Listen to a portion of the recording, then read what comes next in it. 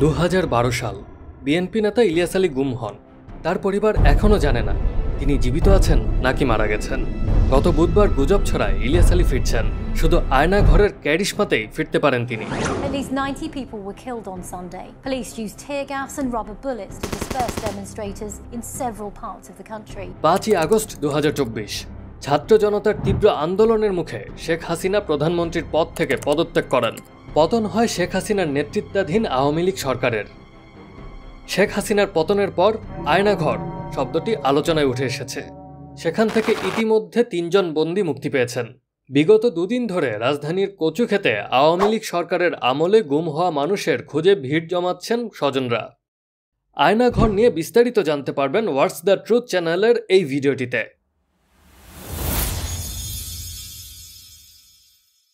আয়নাঘর কি? বাংলাদেশের প্রতিরক্ষা বাহিনীর counter terrorism intelligence bureau CTIB দ্বারা পরিচালিত একটি গোপন আটক কেন্দ্রের নাম আয়নাঘর। ধারণা করা হয় এখানে কমপক্ষে 16টি কক্ষ রয়েছে, যেখানে একসঙ্গে 30 জন বন্দী রাখার সক্ষমতা রয়েছে। আয়নাঘরটি বাংলাদেশের ঢাকা সেনানিবাস এলাকায় অবস্থিত বলে ধারণা করা হয়। শেখ হাসিনার শাসনকালে 2009 সাল থেকে 2021 সালের সেপ্টেম্বর পর্যন্ত আয়নাঘরে মোট 605 জনকে গোপনে বন্দী করে রাখা হয়েছিল। শেখ হাসিনা দ্বিতীয়বার বাংলাদেশের প্রধানমন্ত্রী হয়েছিলেন 2009 সালের জানুয়ারি মাসে, অর্থাৎ তার শাসনকালে আয়নাঘরের শুরু। আয়নাঘরে রাখা বন্দীদের মধ্যে 81 জনের মৃত্যু হয়েছে। সেখানে এতদিন 151 জন বন্দী ছিলেন বলে ধারণা করা হচ্ছে। তাদের মধ্যেই মঙ্গলবার পর্যন্ত 3 জনের মুক্তি হয়েছে। আয়নাঘরের কথা জনসম্মুখে প্রথম আসে 2 বছর আগে, 2022 সালের আগস্টে সুইডেনের একটি সংবাদ মাধ্যম নেত্র নিউজের মাধ্যমে। নেত্র নিউজ ইউটিউবে একটি ভিডিও প্রকাশ করে। সেই ভিডিওতে আয়নাঘর থেকে বেঁচে ফিরে আসা 2 প্রাক্তন বন্দীর বিবরণ দেখানো হয়েছিল। আমাকে জিজিএফআই অ্যারেস্ট করছিল বাড়িতে, আমাকে সরকার এখানে এইভাবে বন্দী করে রাখছে। 2009 থেকে 2017 সাল পর্যন্ত বাংলাদেশ সরকারের প্রত্যক্ষ বা পরোক্ষ মদদে নিখোঁজ হন 402 জন মানুষ। এই তথ্যটি প্রকাশ করে ঢাকা ভিত্তিক মানবাধিকার সংগঠন অধিকার। 2014 থেকে জুলাই 2019 সাল পর্যন্ত বাংলাদেশে 344 জন ব্যক্তি গুমের শিকার হন। তাদের মধ্যে 40 জন ব্যক্তিকে মৃত অবস্থায় পাওয়া যায়, 66 জনকে সরকারি হেফাজতে গ্রেফতার অবস্থায় পাওয়া গেছে এবং আইন ও সালিশ কেন্দ্রের তথ্যমতে 203 জন এখনও গুম রয়েছেন। যারা বহুদিন গুম থাকার পর ফিরে আসেন তারা গুমের ব্যাপারে মৌনতা অবলম্বন করেন।